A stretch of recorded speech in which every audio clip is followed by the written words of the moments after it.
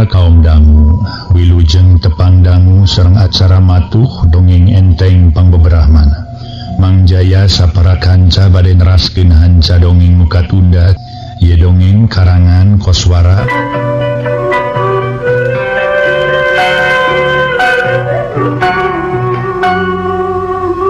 Para mitra anu mulia, mangga urang teraskeun di hanca dongeng nu katunda carios nyambung judulna Keris Titisan Iblis. Harita teh Jangdarta ditepungan ku Ki Sabda Seta. Ai Sabda Seta teh masih kena siluman kitu. Si oreng Jangdarta dibawa ku centring kelingnya. Anu kawitna mah nyaeta centring keling teh ngarobah anjeun atanapi ngarupikeun nyi titik kitu.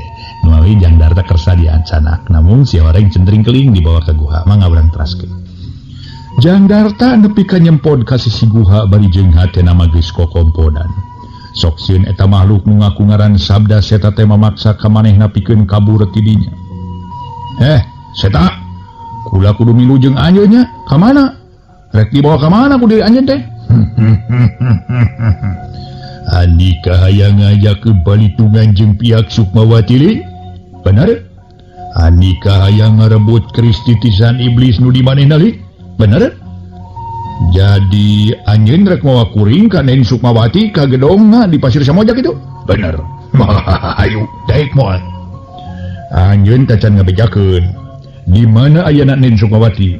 Nya di imahna di gedong agreng we di Pasir Samojak. Hayu. Kesaheulanan kuring asa mending kene cicing di dieu. Hayang niiskeun pikir nyirnakeun rasa. Najan engke nyimas centring keling datang ka dieu kuring moal rek sieun. Moal rek kabur jigwe geramiang di ka tempat anjeun. Montong ngaganggu ka deui kami barina ge. Jangdarta nolak kana pangajakna Ki Sabda Seta. Mun kitu mah anika kudu dipaksa kudu milu. Hayu milu.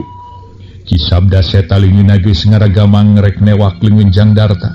Tapi barang rek gepisan harita teh aya angin ngaguruh asup ka jero guha.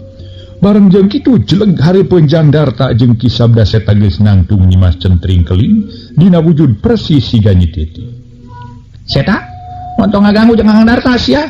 Montong diganggu da lebarina ge. Pokna nyimas centring keling ngagorowok tarikna ke remata katorekan.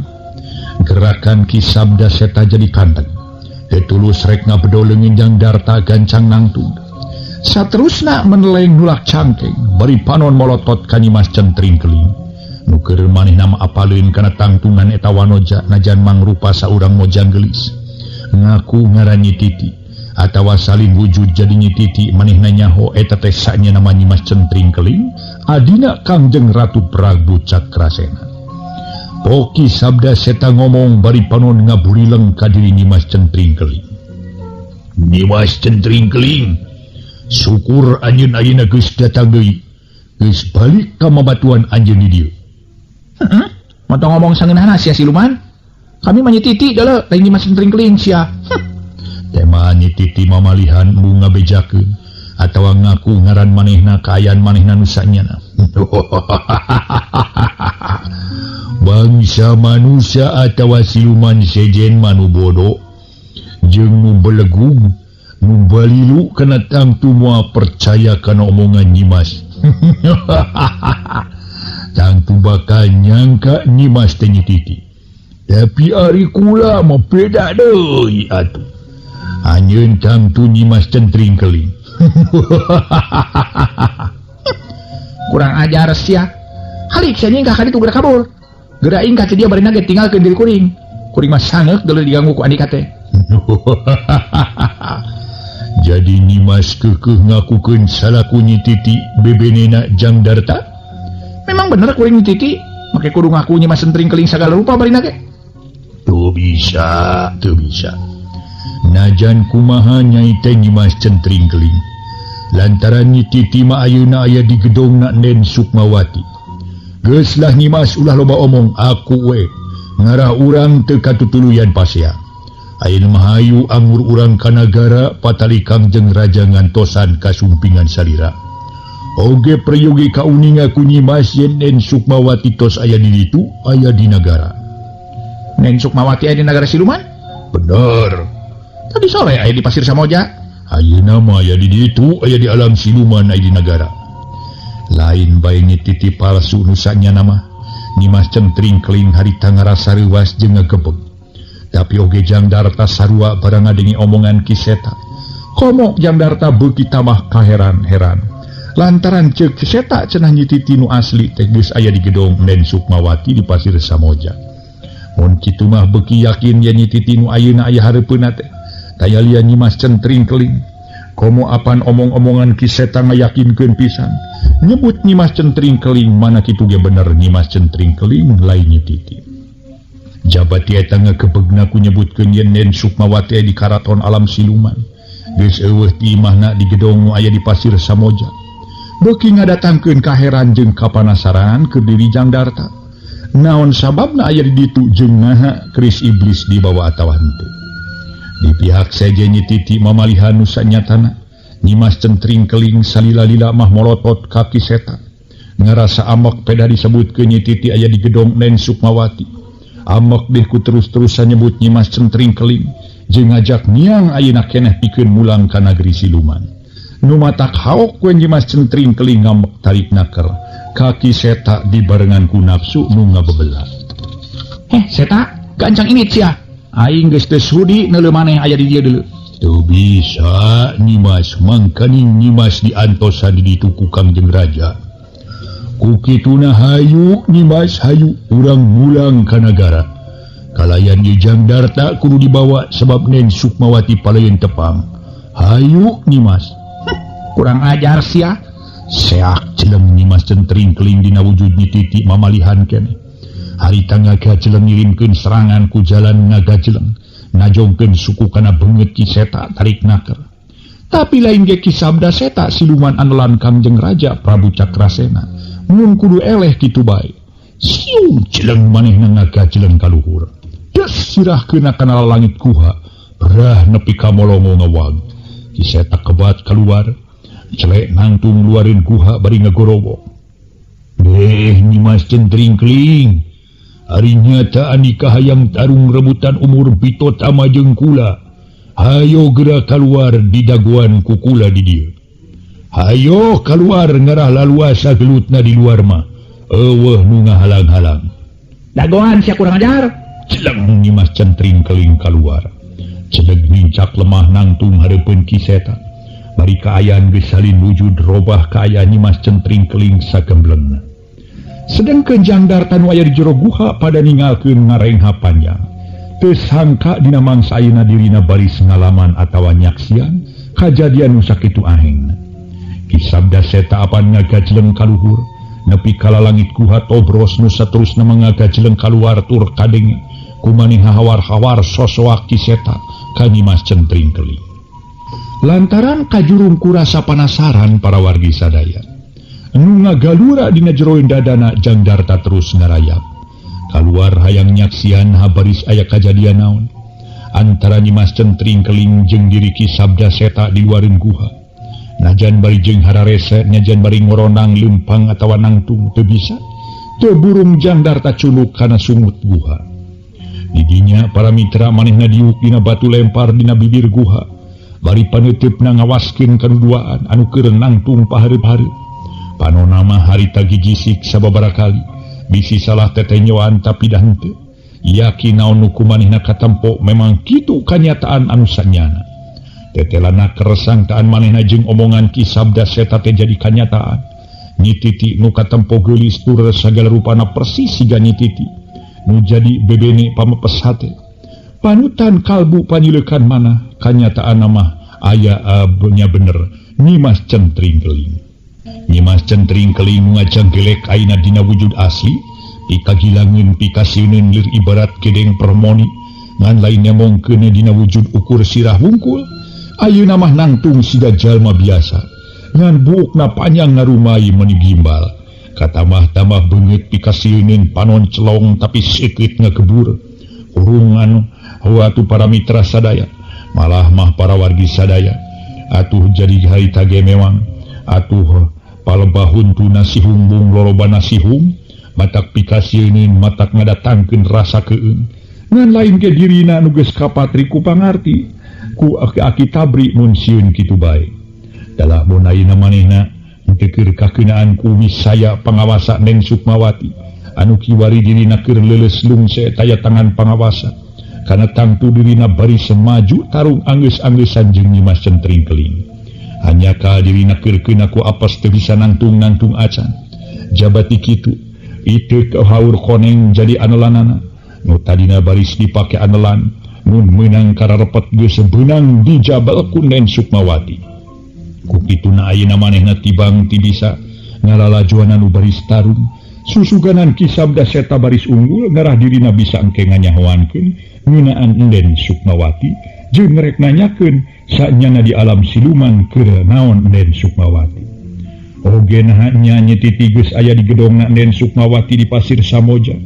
Sakabehna ngadatangkeun rasa kapanasaran nu taya babandinganana keur diri Jangdarta nu ngaruk di luareun kuha. Bari diukna dina batu lempar nyaksian harita teh dua siluman nu keur adu hareupan tarung anggeus-anggeusan.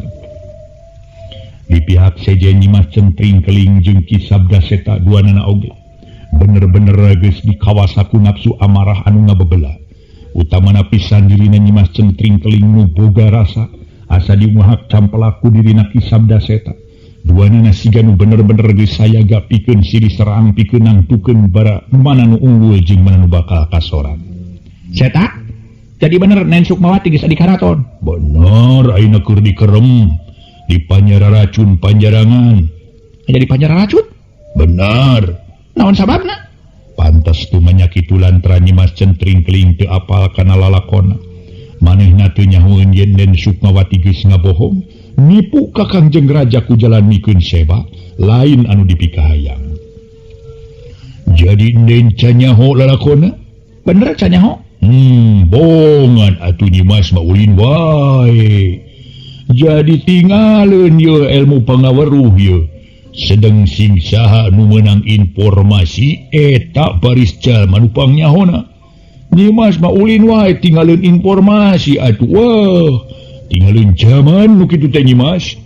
Nu matak oge ulah sok ngancelong wae ye. Nyimas Centring Keling pohara nafsuna para wargi sadaya. Atuh tuluy nyarita deui. Gancang sia montong nyarita montong cecengiran bejakeun ka aing sia. Tenang Nyimas, tenang. Ngaso heula mending oge ngaso. Ieu wae sabda seta ngajak ngaso para mitra teu ngaso heula.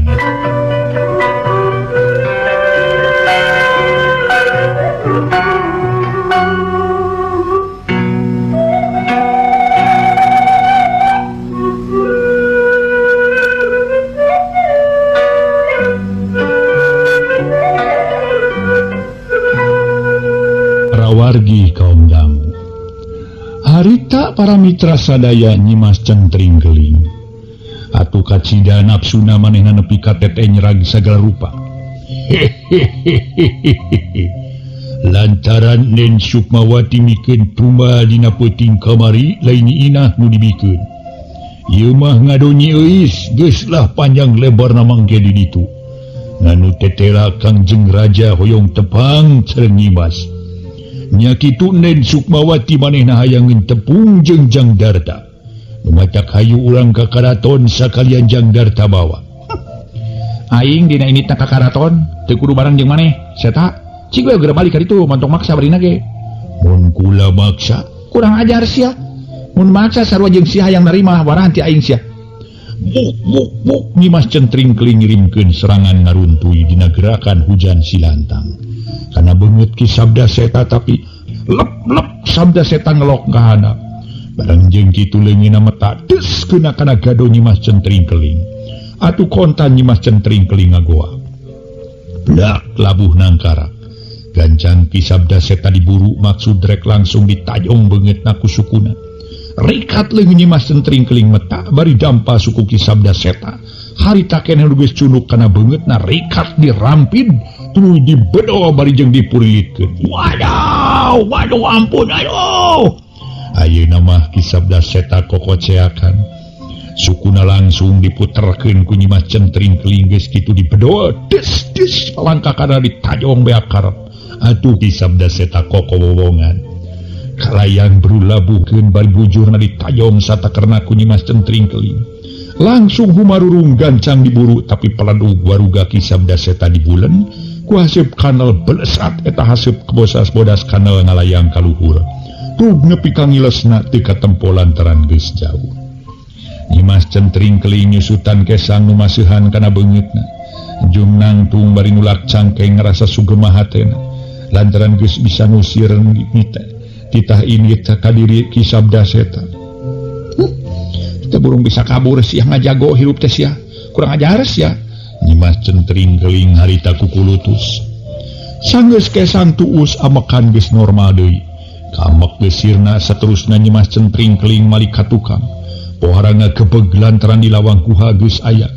Jang Darta gancang ku manehna disampeurkeun. Darta? Titah saha make ngadeukeutan ka dieu sagala make kaluar ha? Nyimas centring keling tumanya bari hatena amek. Mangkaning ayeuna manehna apan masih dina wujud sagemblengna salaku bangsa siluman. Kurang ajar sia. Jang Darta ngamek bari molotot. Gancang anterkeun aing ka pamatuhan Nen Sukmawati. Gancang sia centring keling. Jang Darta merdi supaya manehna dipulangkeun. Gancang-gancang ka Pasir Samoja. Moal, anikaku kami moal dianterkeun balik ka Pasir Samoja. Wayahna anika cicing di dieu heula jeung kami. Nyimas centring keling ugal igel bangun suka bunga. Kurang ajar sia. Montong amek-amekan lantaran moal aya hartina, moal aya gunana deuleu Darta. Ayeuna mending anika ka jero deui. Aing ka jero deui. Ceuk aing ka jero sia. Anjeun montong ngalawan lantaran moal aya hartina. Keun kami nu bakal miang mah, kami rek maluluh ka aya Nen Sukmawati. Jeung hayang nyaho nah aya saha di gedongna Nen Sukmawati di Pasir Samoja. Ayo, kami rek init. Pelesat harita sakiceuk ngalayang diri nyimas centring keling geus jauh, ninggalkeun diri Jang Darta geus jauh ninggalkeun guha Warudoyong di Pasir Caringin. Kacaturkeun dina poe isuk sanggeus pabebeurang Kangjeng Raja Prabu Cakrasena di alam siluman nu katelah nagri Buana Lila. Harita keur aya di karatoni sanghareupan ku Ki Sabda Seta nu geus aya di nagara. Basa balik subuh manehna tacan ngayakeun laporan naon-naon. Da puguh dirina Ki Sabda Seta balik heula ka pamatuhanana. Narasa tuluh jeung capek. Nyayeuna mangsa pabebeurang manehna kakara bisa ngadeuheus ka hareupeun Kangjeng Raja. Seja ngalaporkeun sakabeh hasil dirina nu geus ngalaksanakeun pancen ti Kangjeng Raja. Syukur anika geus aya di hareupeun kaula. Kumaha diri Nyimas Pajarwati nah ku anika geus dijajabkeun ka gedong Nen Sukmawati di Pasir Samoja ha? Kangjeng Raja ngamimitian muka carita ku jalanan nyakeun kayan euis alias Nyimas Pajarwati. Parantos tema Ki Sabda Seta bari nyembah bari mani ngadepong. Si sabda geni aya keneh di ditu. Kantenan we balik tepang sareng jisim abdi salajengna dititipkeun ka Ki Sabda kayaan Nyimas Pajarwati teh. Atuh Ki Sabda geni janji baris ngajaga ngariksa baris leres-leres ulun kumaula ka Nyimas Pajarwati mung basa diajak wangsul alimun kajeun ari mungeun balik mah teu naon-naon. Syukur manehna aya di dinya. Jadi mun aya nu ngacaukeun boh pihak pasien atawa nu keur tatama ti pihak luar baris aya nu bakal mereskeun. Ti heula aya si burak ayeuna apan si burak geus eueuh jeung memang kula ge tetep ngarasa cangcaya ka si burak. Manehna apan keukeuh mikahayang keris titisan iblis. Jadi najan geus aya daleugeun Nyimas Pajarwati maneh kana tangtu manehna tetep mementa. Teu salempang aya si sabda geni siga da moal eleh kitu bae ngan eta katempona ku kula awak maneh jadi ruksak siga tas gelut. Bener maneh tas gelut Sabda Seta cek Kangjeng Raja. Ngaso heula para wargi sadaya. Ngaso heula ngaso.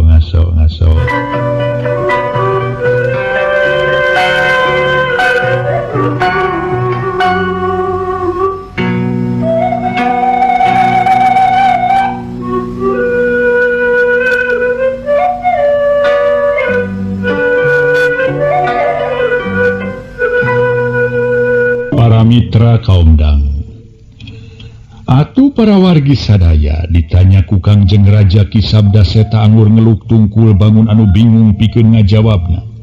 Bangun anu bingung pikeun nerangkeunana Ki Sabda Seta memang ngarasa bingung pikeun bebeja terus terang pikeun nerangkeun sakur nu geus kaalaman ku dirina.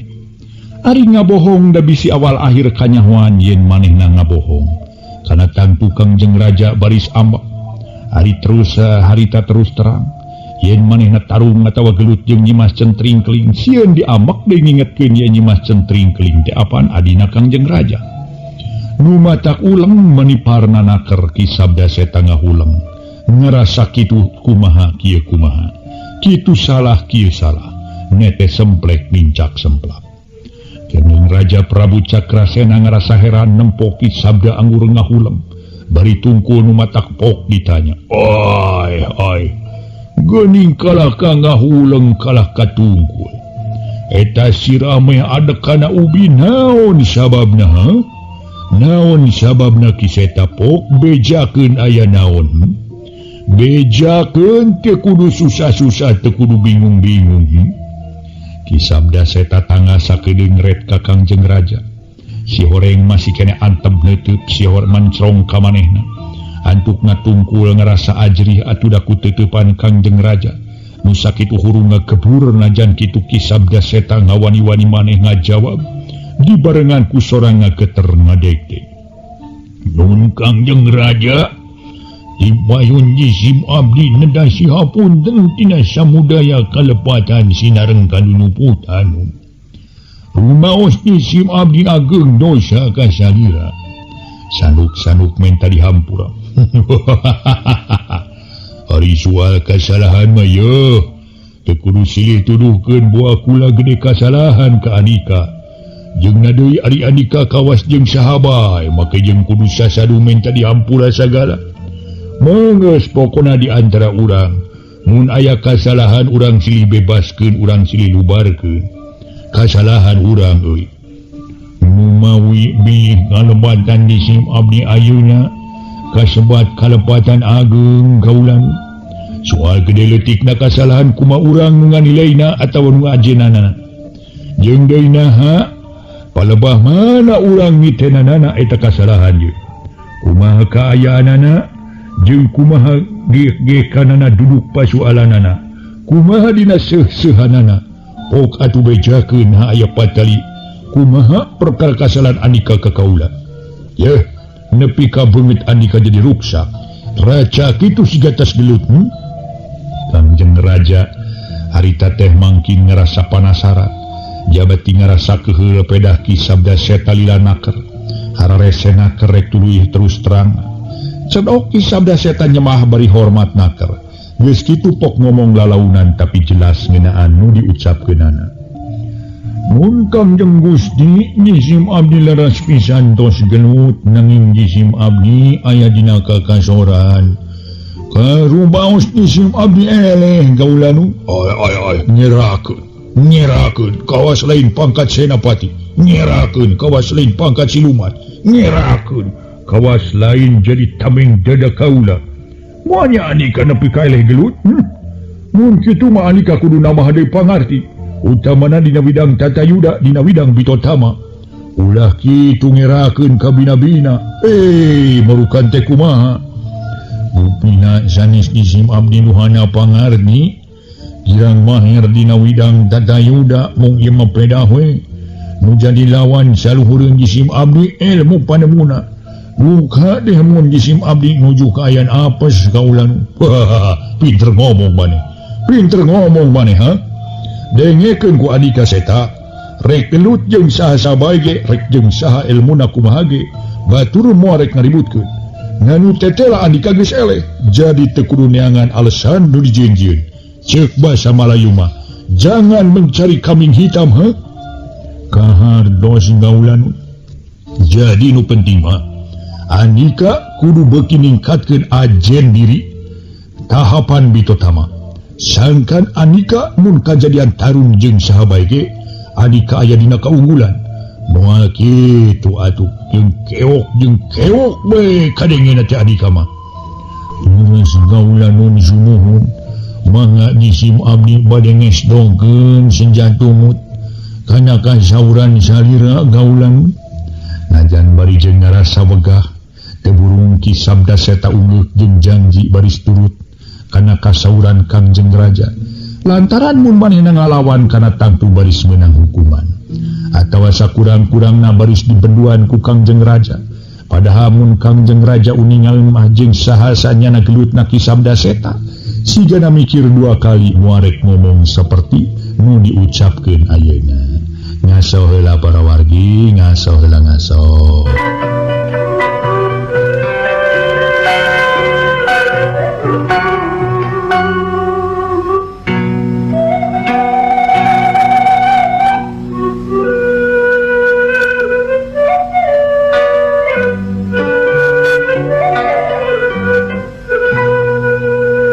Harita Prabu Cakrasena nyarita deui cimpok bejakeun omongkeun ka diri kula geus gelut jeung saha anika panganepi ka ruksak kitu ngaku eleh jajaten bingung nyangemkeunana gaulan ki sabda seta keukeuh tacan wani terus terang ngabejakeun sanyana montong asa-asa montong bingung-bingung pok-pok omongkeun kula ge moal naon-naon.